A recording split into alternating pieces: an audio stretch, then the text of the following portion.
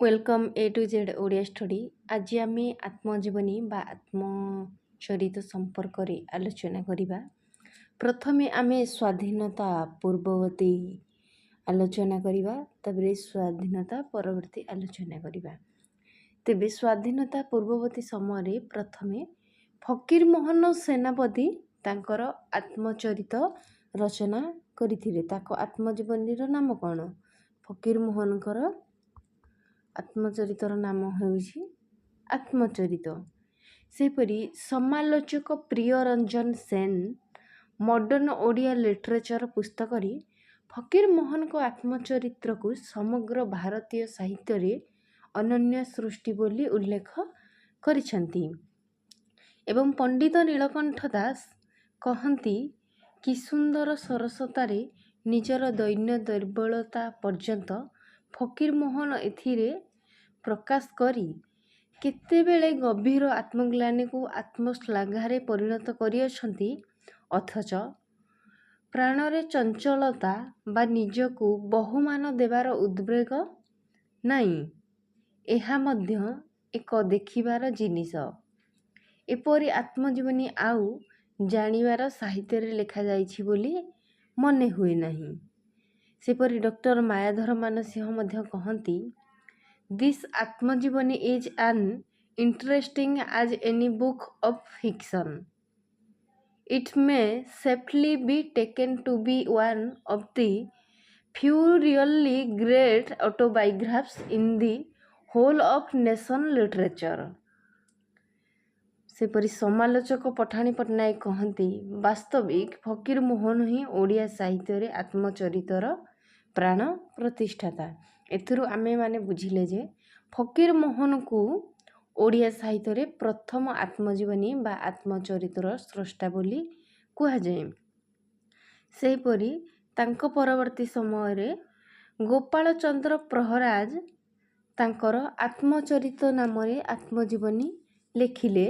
गोपाल चंद्र Praharaj CA मध्य आत्मचरित रचना करिसंती। परि चिंतामणि महांती तांकर आत्मजीवनी जीवन पंजिका लेखिसंती। किए ना? चिंतामणि महांती जीवन पंजिका तांको आत्मजीवनी रो नाम हेउछि जीवनी पंजिका। से मध्य चिंतामणि महांती मध्य उत्कलवासी पत्रिकार संपादन करिथिले। किए? चिंतामणि महांती उत्कलवासी बोली गोटे पत्रिका अछि, तार संपादना दायित्व ग्रहण करिथिले। एवं गोविंद चंद्र मिश्रंकर आत्मजीवनी रो नाम हेउछि एक विचार विमर्श। गोविंद मिश्रंकर हेउछि एक विचार विमर्श ताको आत्मजीवनी रो नाम। शशिभूषण रायंकर आत्मचरितर किछि अंश 1945 मसीहा रे शंख पत्रिकार प्रकाश पाइथिला। ताहा तांकर स्मृति चित्र परि मने हुए। सेहीपरि चिंतामणि महांतींकर ब्रजप्रहार ओ कांत कवि लक्ष्मीकांत महापात्रंकर स्मृति लेखा इत्यादि मध्य स्वाधीनता परवर्ती काल रे रचित होइथिला। ए सबु आत्मचरित नुहे, स्मृतिचरण मात्र।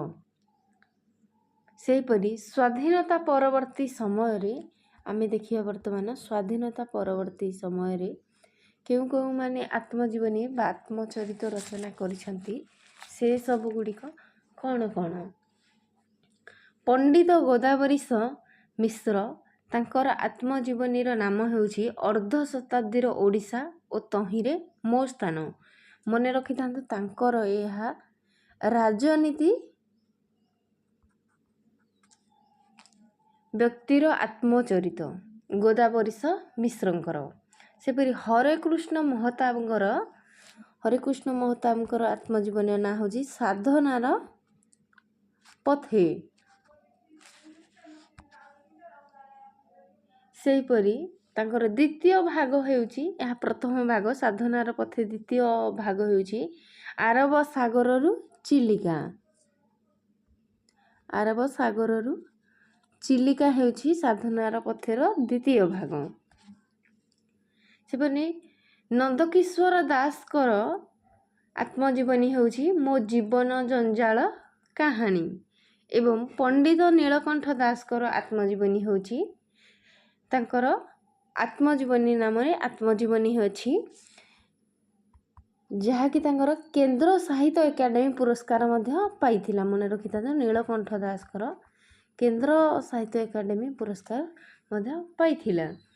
ସେପରି ପବିତ୍ର ମୋହନ ପ୍ରଧାନଙ୍କର ମୁକ୍ତିପଥେ ସୈନିକ ଆତ୍ମଜୀବନୀର ନାଁ, ସୁରେନ୍ଦ୍ରନାଥ ଦ୍ୱିବେଦୀଙ୍କର ମୋ ଜୀବନ ସଂଗ୍ରାମ, ନୀଳମଣି ରାଉତରାୟଙ୍କର ସ୍ମୃତି ଓ ଅନୁଭୂତି, ପ୍ରସନ୍ନ କୁମାର ଦାସଙ୍କର କର୍ମୀର ସାଧନା, ଶ୍ରଦ୍ଧାକର ସୁପକାରଙ୍କର ହେଉଛି ମଧ୍ୟସ୍ଥ ପୁରୁଷ, ସୁରେନ୍ଦ୍ର ମହାନ୍ତିଙ୍କର ହେଉଛି ସୁରେନ୍ଦ୍ର ପଥ ଓ ପୃଥିବୀ, ତାଙ୍କ ଆତ୍ମଜୀବନୀର ନାଁ ହେଉଛି ପଥ ଓ ପୃଥିବୀ।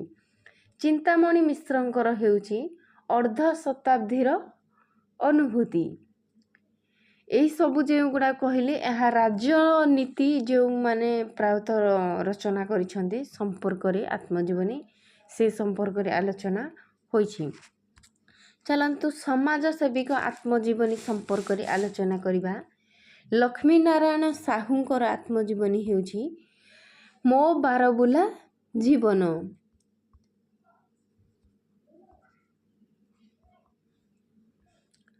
ରମା ଦେବୀଙ୍କର ହେଉଛି ଜୀବନ ପଥେ।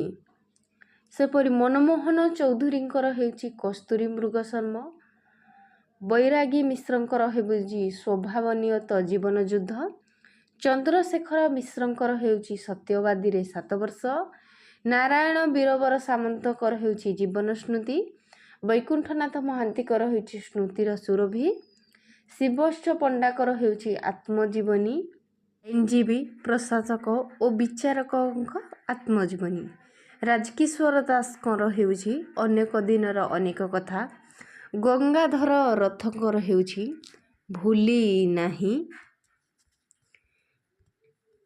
ହରିହର ମହାପାତ୍ରଙ୍କର ହେଉଛି ଜୀବନ ଓ ଜୀବିକା, ଭରତ ଚନ୍ଦ୍ର ନାୟକଙ୍କର ହେଉଛି ମୋର ପୂର୍ବ ସ୍ମୃତି କଥା, ରବୀନ୍ଦ୍ର ମୋହନ ସେନାପତିଙ୍କର ହେଉଛି ବିରଜା କ୍ଷେତ୍ରରୁ ଏକାମ୍ରକ୍ଷେତ୍ର, ଉଦୟନାଥ ରଥଙ୍କର ହେଉଛି ସଂସାର ପଥେ।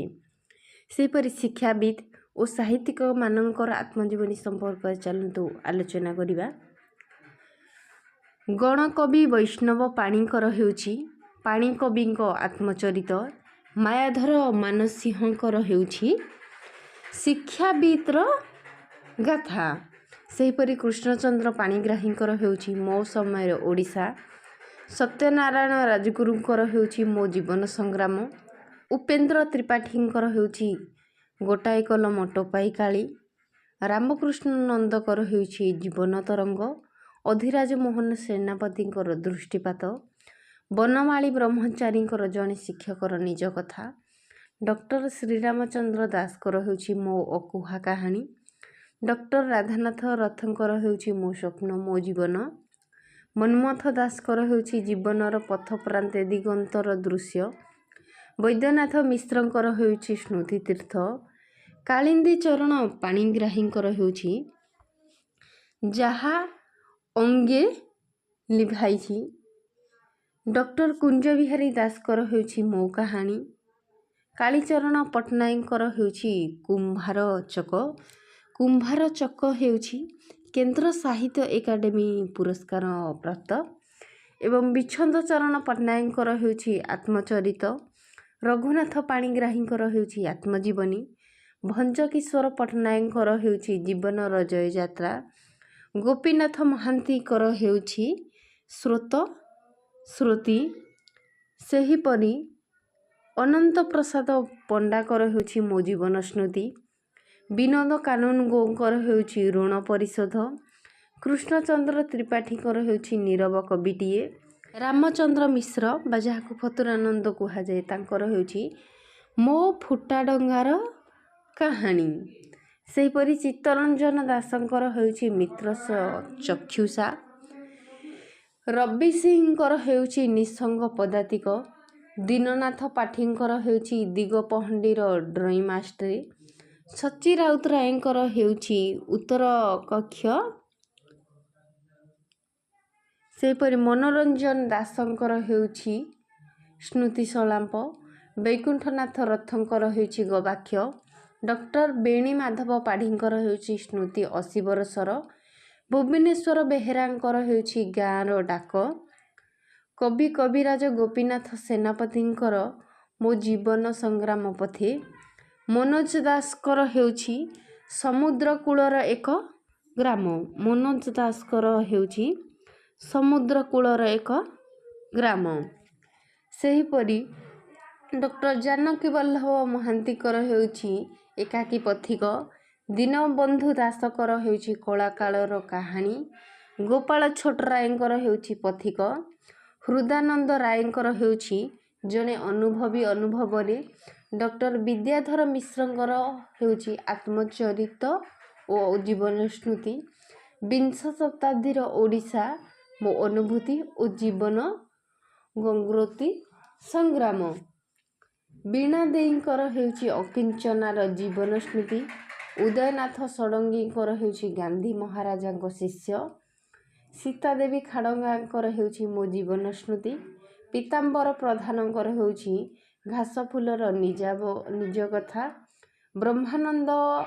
ବ୍ରହ୍ମାନନ୍ଦ ପଣ୍ଡାଙ୍କର ହେଉଛି ରୋଷ ବୈଶହ। ବ୍ରଜକିଶୋର ଧଳଙ୍କର ହେଉଛି ଭୁଲିବୁ ନାହିଁ। କପିଳ ମିଶ୍ରଙ୍କର ହେଉଛି ମୋ ନନା। ଡାକ୍ତର ବିକ୍ରମ ଦାସଙ୍କର ହେଉଛି ମୋ ନନାଙ୍କ ଦେଶ। ଭଗବାନ ମେହେରଙ୍କର ହେଉଛି ପିତୃପ୍ରସଙ୍ଗ। ଶ୍ରୀଧର ଦାସଙ୍କର ହେଉଛି ସୁଅ ମୁହଁରେ ପତର। ଏହି ସବୁ ଗୁଡ଼ିକ ଥିଲା ଆତ୍ମଜୀବନୀ ବା ଆତ୍ମଚରିତ। ଆଜିର ଭିଡ଼ିଓଟି କିପରି ଲାଗିଲା କମେଣ୍ଟ ବକ୍ସରେ ଜଣାନ୍ତୁ ଏବଂ ସାଙ୍ଗସାଥି ମାନଙ୍କୁ ବହୁ ମାତ୍ରାରେ ଭିଡ଼ିଓକୁ ସେୟାର କରନ୍ତୁ। Okay, thank you.